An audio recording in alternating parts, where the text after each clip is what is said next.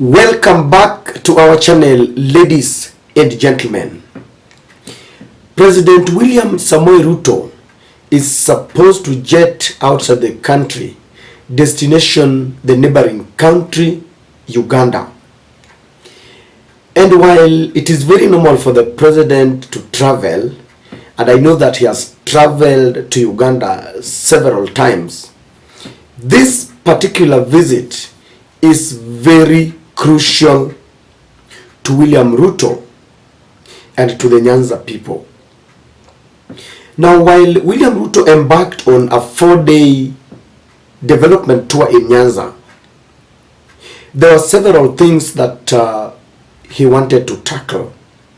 But there was one deep problem that has been in Nyanza over the successive years, and successive regimes have failed to resolve this problem. This is the problem of Migingo Island. Migingo Island has been at the center of controversy between Kenya and Uganda, because Kenya is claiming that Migingo is in Uganda, is in Kenya, and Museveni and the regime there also claims that Migingo is in Uganda. Now, one funniest explanation that I've never had was that sometimes back, Museveni said that the land, the Migingo land itself, the geographical land, is in Kenya, but the waters is in Uganda. That is a mystery that we are unable to resolve, because I don't know what Museveni meant when he said that the land is in Kenya, the waters are in Uganda. What makes it even more painful is the fact that Kenyans who are fishing in that island are undergoing a lot of predicaments and persecution from the Ugandan soldiers, because the Ugandan flag is flying, meaning that they have taken over authority over Migingo Island.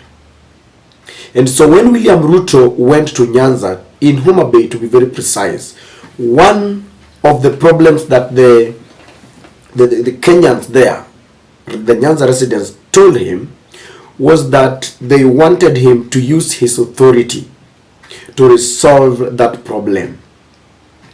And William Ruto took that opportunity and gave them his word, promised them that he was going to get to the rock bottom of this matter, and that Tuesday, today, he was to go to Uganda and meet Museveni, the president of Uganda, to resolve this once and for all. Aya, nataka munisikize.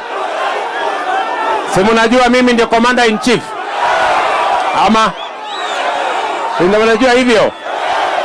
Sasa nilishaambiwa na watu wa Mpangano ya kwamba pale kuna matatizo, wavuvi wetu wanaangaishwa na askari wa nchi jirani, na nimesema hivi, Tuesday mimi naenda Uganda kuzungumza na rais wa Uganda, ndio tuondoe hiyo tatizo ya wavuvi wetu kuangaishwa.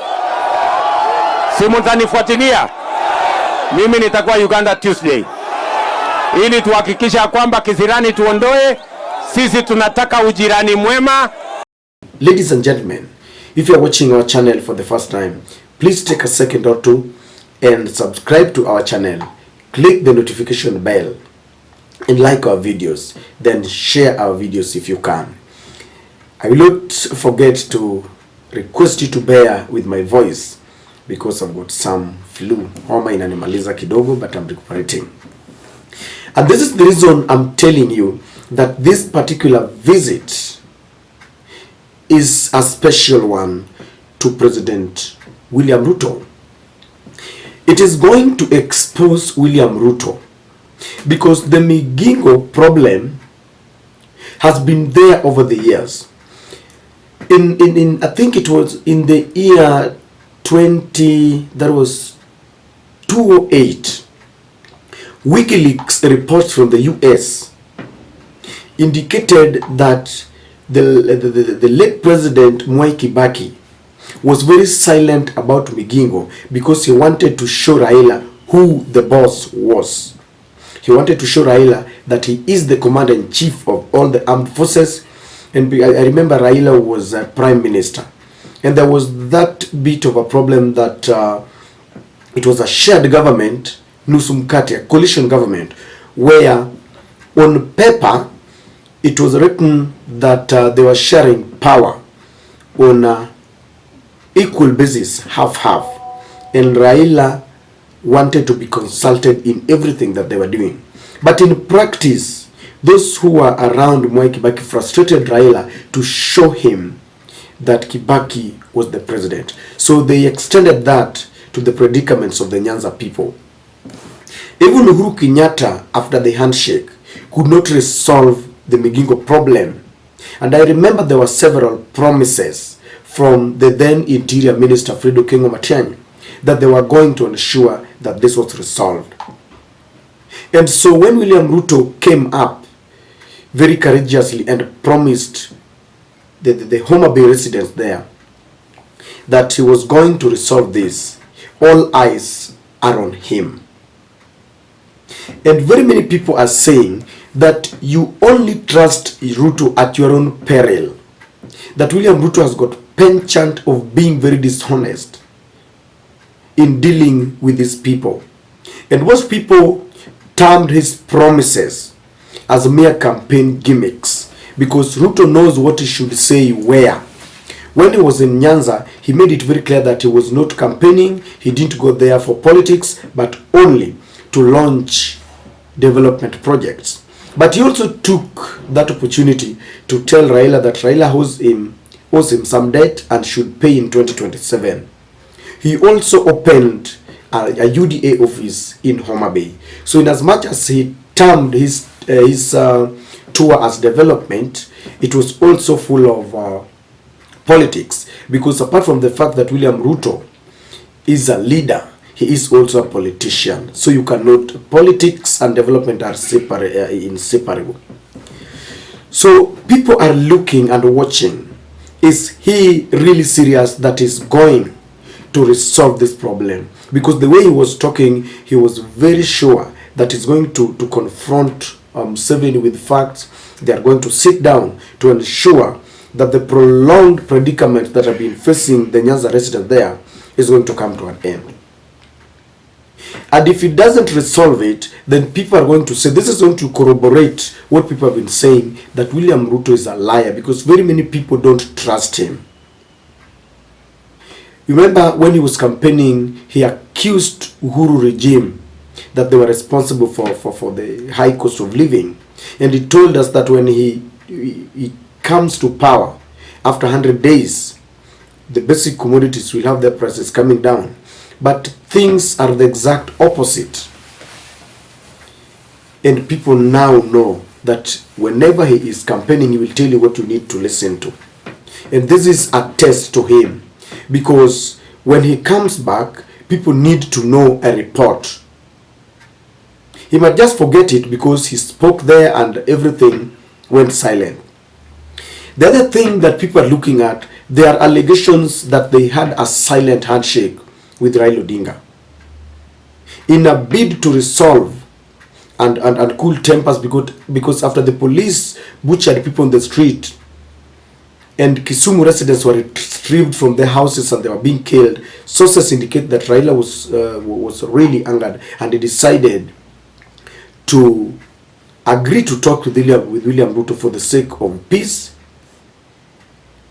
and the lives of especially Nyanza residents. And so there has been this talk that they met in Mombasa. And he's going to Uganda, and his promise is going to really be looked at whether they really had a handshake. Because if there was a handshake and they had some secret talks, this might have been part of the discussion that he needs to use his authority to resolve the Migingo problem. So people are really looking at that. But it is not going to be a walk in the park, because you all know that the relationship between William Ruto and that of Museveni of late has not been a cordial one. The other members of the East African community has accused William Ruto that he neglected them and abandoned them when he was negotiating for a trade deal between Kenya and the United Kingdom. Remember that United Kingdom, before they separated from the European Union, East Africa used to do business together with them. They had similar terms. That is Uganda, Kenya, Tanzania, Rwanda, Burundi. But after they exited in the Brexit, they decided to start negotiations as United Kingdom, not as Europe. And William Ruto decided to host or start a negotiation between Kenya and United Kingdom, going against their norm of negotiating as a team as East Africa. And this has really brought a lot of problems between Kenya and the other countries. He also ended a deal. There was a milk import and export deal between Kenya and Uganda, where Uganda, I think, was importing powdered milk, and they could make some milk and then exporting to Kenya. And in a bid to punish Uhuru Kenyatta, because it was Brookside, I think, Ruto decided to end that deal. And in return, the net effect was some Ugandans who are working in those companies lost their jobs. And Museveni complained bitterly about this. So their relationship is not amicable. And this is going to compound things. So as he moves to Uganda, he's got really a burden on his head, because he had promised Kenyans. There is that tag that he's a liar. And so how he's going to maneuver is something that we are waiting for. And so, ladies and gentlemen, I checked the communication team from the State House spokesman, Hussein Mohammed. I didn't see any communication whether he has jetted out or not. I also looked at his Twitter and Facebook handle. They have not communicated anything, but I believe that he's supposed to jet out, and we are waiting to see the outcome of that visit.